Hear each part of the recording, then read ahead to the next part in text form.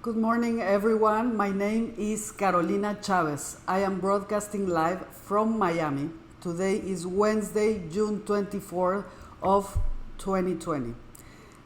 We're going to continue in this part two of our broadcast, beginning with the story, a brief story of Nina Simone. She was a singer, writer, songwriter, and a civil rights fighter that played jazz, blues, R&B, gospel.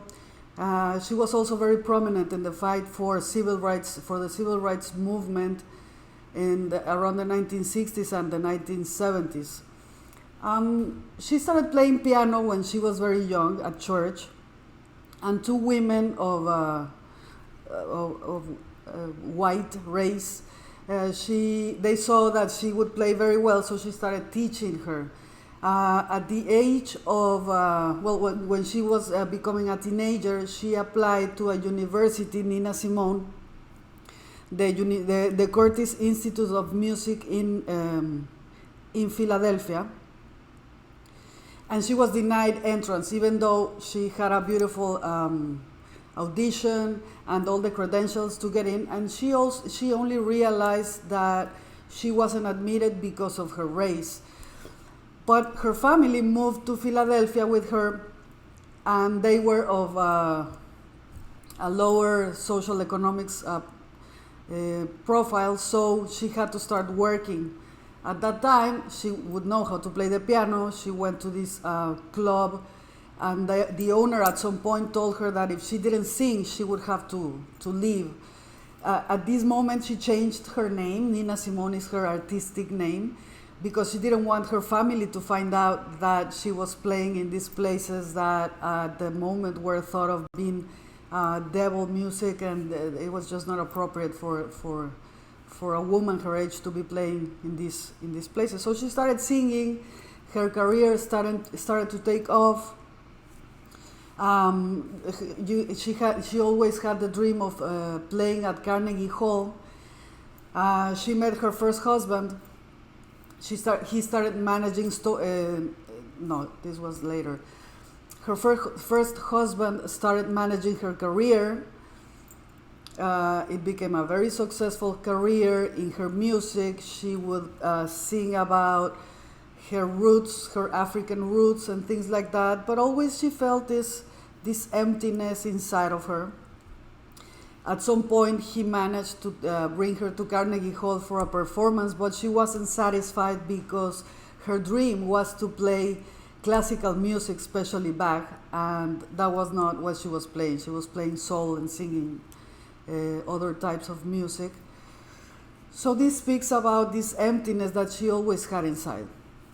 So she became extremely successful, recorded many albums, but her husband would abuse her. He would beat her up.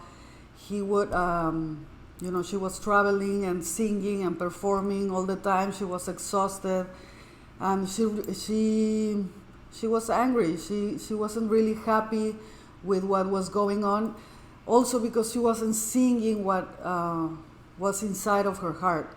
So at some point, after the Birmingham bombings and fire that killed 4 girls, she's had it. She started singing now political songs. It was a shock for her, that event. So in this moment, around this time, she met Stokely Carmichael, another activist, and then she started singing more political songs, which made her not, these places that were hiring her before to perform were not hiring her anymore because they were afraid she would sing only political songs. She started getting angrier on stage. She would start fighting with people, like telling them to sit down or to shut up. There are stories that say she would walk out of performances because people were not listening. So at some point, she left. She escaped all the abuse and all the cycle that she was living in, and she went to Africa. So in Africa, Nina Simone says that she found God. She connected to her roots, But her career started to sink in because the husband that she escaped from wasn't her manager anymore.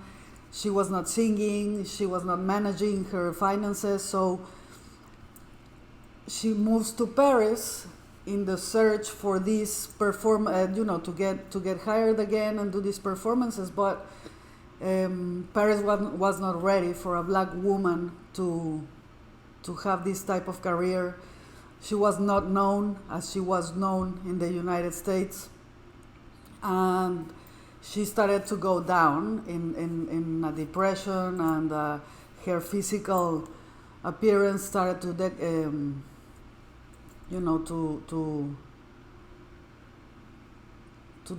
decline.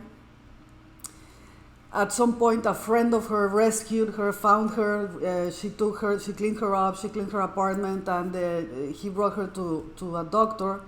And at that time, the doctor diagnosed her with manic depressive condition, but there was no information. It was completely new for them what was going on. So this friend and their family told Nina Simone that if she complied with taking medication and doing what they were suggesting, they would help her out. But if she didn't and decided to continue the path that she was in, she could, but I was just going to let her to a very bad place. So she decided to start taking medication and getting better. And at this point, she moved to Switzerland, where she started singing again and performing. But she was very angry. There's a video where she tells somebody to sit down. Like this emptiness that she had, it never really healed. So a friend from Nina Simone, Lorraine Hansberg, which is also, it was also a prominent, among other social engaged writers and dramatists, and also an outspoken critique of American racism, reflected through her literacy and dramatic works all of her struggle. And Nina Simone wrote about Lorraine. She says, although she's a girlfriend, we never talked about men or clothes or other such inconsequential things when we got together. It was always Marx, Lenin, and the revolution, just real girl talk. Lorraine was most definitely an intellectual, and saw civil rights as only one part of the wider racial and class struggle. Lorraine started off my political education, and through her I started thinking about myself as a black person in a country run by white people and a woman in a world run by men. So moving forward to the 1970s, mid-1970s, the soul style declined in the United States, but this movement started to rejuvenate in some other areas. So we're going to explore how soul style looked when it was exported from the US to England and Africa. This is episode number 2 of Fashion at the Center of the Civil Rights Movement. So when black people arrived in the UK between 1948 and 1971 from the Caribbean, they were called the Rouge generation, making a reference to the ship that arrived, the Empire Rouge, that arrived on the 22nd of June in 1948, almost to the date, 72 years after. This ship brought workers from Jamaica and other islands of the Caribbean, like Trinidad and Tobago, as a response of post-war shortages of labor in the UK. This ship carried 492 passengers, many of them were children, because they lived in islands that were part of the Commonwealth, the British Empire. They came to England as British citizens, okay? The Guardian wrote in 2013, the history of black people in this country from Windrush until at least the 1970s is one of being treated as second-class citizens. So, as many Afro-Caribbeans migrated to England after the war, girls started to realize for the first time that they were outsiders, okay? In the Caribbean islands, there was only one race with different colors of black, but only one race. So when they came to England, predominantly white population, they for the first time saw themselves as black. For the first time, they saw the difference between races. So they were confronted with a very, very harsh reality and circumstances, especially without their hair. And we're going to talk about this. In the Caribbean, it was important that a girl wore her hair naturally because it meant it was a sign of feminine beauty and potential as a wife, as opposed to the US, that it was their hair done was a sign of upward mobility. It was a sign of education. It was a sign of the natural hair related them to slavery and to poverty. So women in the US would do their hairs and would use wigs and straighten, and it was not in the early ages of the movement, it was not popular at all that women would go out in public with their hairs natural. But in the Caribbean, it was different. It was actually in Jamaica a symbol of pride for moms to have their girls with plaits, to style their hairs immaculately with plaits and ribbons, because it said it talked about how well educated, how good parenting was performed. There's a series on Netflix. I recommend you to see it. It's called Madame C.J. Walker. The story talks about Madame C.J. Walker. I don't think it's the name of the series, but the story is that she's an African American. She expanded her beauty and care products to the Caribbean around the 1920s and 1930s. She not only taught women to sell her products, but also she taught her new methods to care for themselves, to beautify themselves.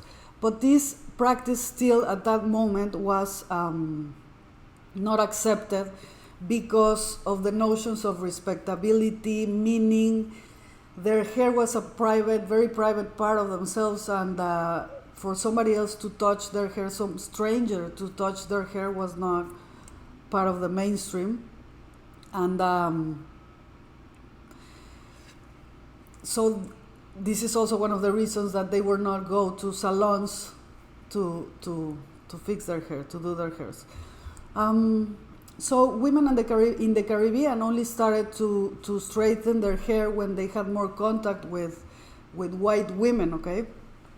So back to England, before the 1950s, there were no salons for black that could cater to black women's hair needs, and there were almost no products for them also. So when these women came from the island, they were in a completely new territory because they were not comfortable doing their hair in public. There were there were no products. There were no places for them to go. And also one of the reasons of them not,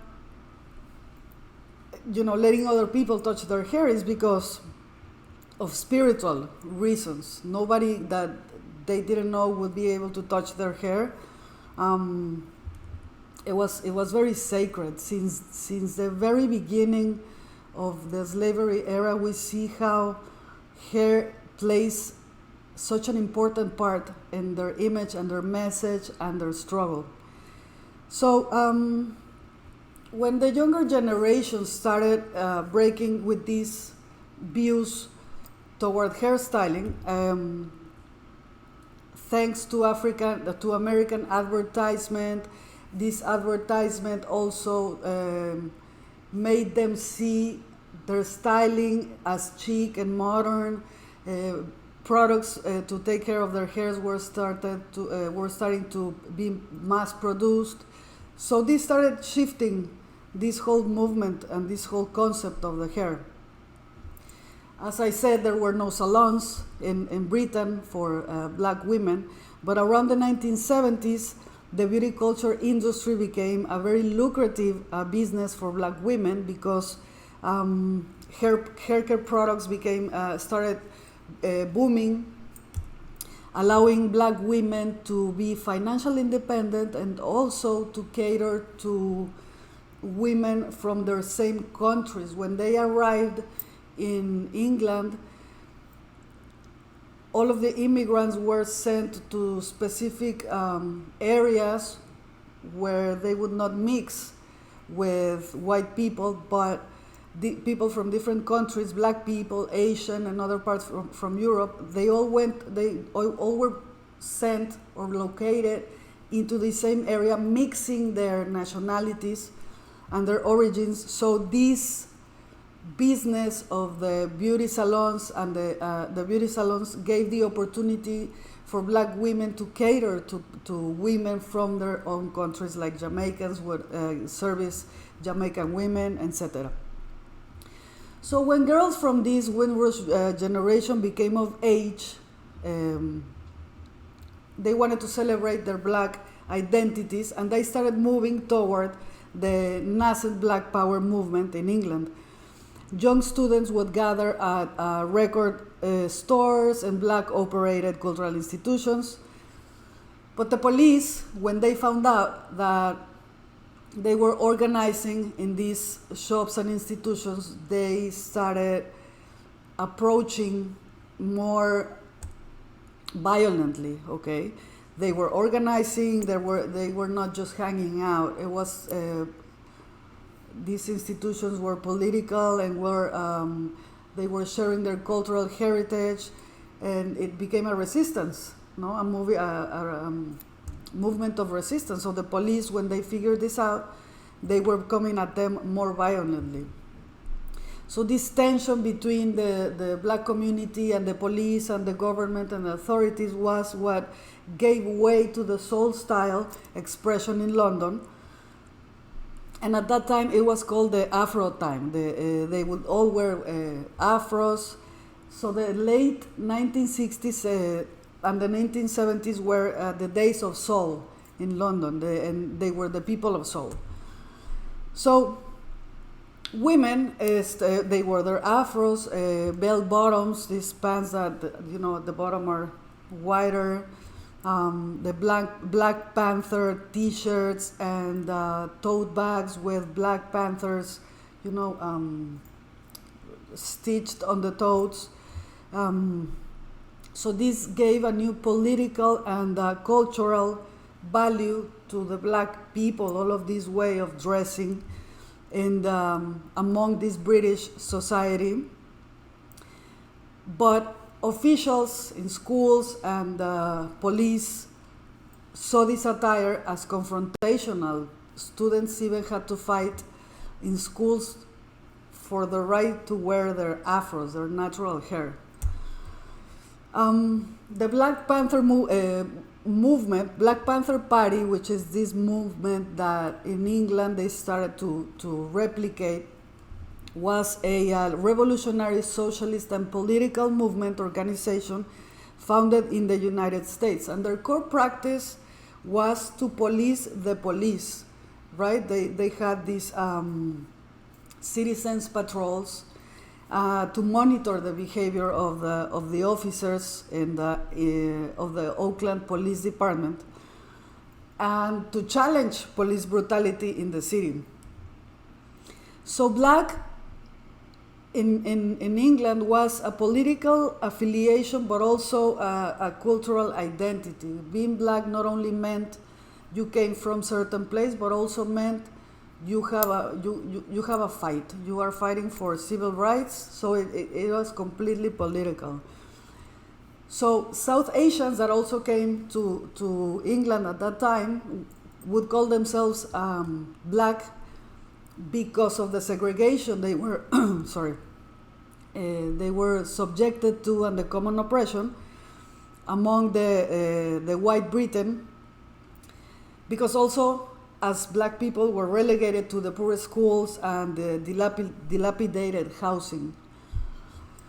But the soul style was culturally black, okay? They were not really black, the Asians. Soul style also spoke of experiences specific to people related of an African descent. So this distinction played an interesting role around the neighborhoods that, where these communities were located. So here we see an emergence of Afro-Caribbean youth that developed in similar forms with very distinctive meanings, similar forms as in the United States and other places, but they have very distinctive social meanings. I think also because of, you know, they have a little bit more freedom. They have newer ideas. So we will see why is this important. At that time, it wasn't the same to be British as to be English, right? So all these people were British because they came from British colonies, but they were not English. The term to be an English person was only specifically to the white population from England that were born in England, okay? So we have this story of Olaf Morris. She's Afro-Caribbean, part of this Windrush generation, also a freedom fighter. And she intentionally dressed androgynous, like without showing off her sex. So we see here another transformation, okay? Her hair short, no sign, like obvious sign that she was a woman. So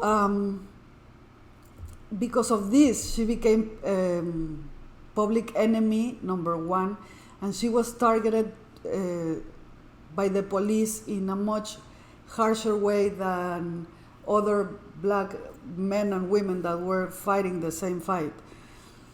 She was a symbol against gender norms and a fighter for black feminism and police brutality, which she suffered much more. Her image was, she would go out under her protest with the lit cigarette, without shoes, and the androgynous clothing that communicated youthful irreverence that transgressed what many perceived as the boundaries of respectable black womanhood, okay? We see the transformation from when protests started in the 1950s, 60s in the United States. Women would go out very elegantly dressed. Then they started using denim and their hair short, natural. Now we see that she's not even as a freedom sign. She's not even portraying herself as a woman. She just wants to dress like that, and for her it was part of her message. So during the apartheid era in South Africa, which is a system of segregation and discrimination on grounds of race, women also wore hot pants. These are pants that go below, you know, that show more of her bodies, of her shapes, and stilettos, very high heels, with their afros, again deliberately to break from the tradition. Women activists consider clothing that would show their figures to be liberating, okay? Very, very feminine looks, but the high heels, okay? This was liberating. They would use short tops, and but the heels were also weapons, because if you think about it, how practical would it be to go out on a protest with high heels? But they knew that they were going to be targeted by the police, so they had a weapon with them, which were their heels. They knew very well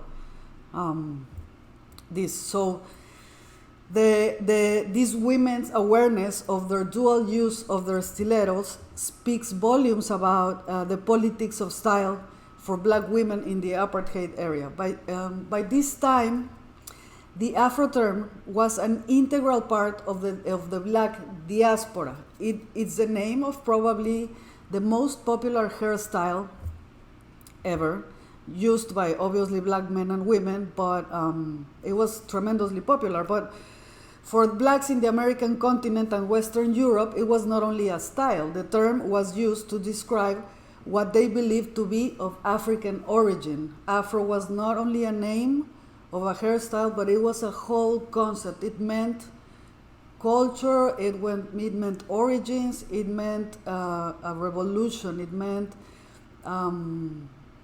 a fight for their civil rights. But so the prefix Afro-American, Afro-Cuban, and Afro-Caribbean connected them racially and gave them a national identity. But in contrast to most Africans, okay, the term Afro means very different things to Africans than people of African descent. So in Africa, it meant it was only a reference to the African American and communities and their culture. Okay, so next week we're going to speak about the last part of this fashion at the center of the civil rights movement, but now only Africa, and we're going to go to how the industry, the fashion industry right now is playing a very big part in Africa. Okay, there's this wave that says that Africa is becoming the new China because of the cheap labor. So we're gonna speak about this in our next episode. Thank you for joining me. I will be seeing you very, very soon. Remember, Wednesday at 1 p.m. in English and Wednesday at 12 p.m. in Spanish in this same channel. Thank you for being with me.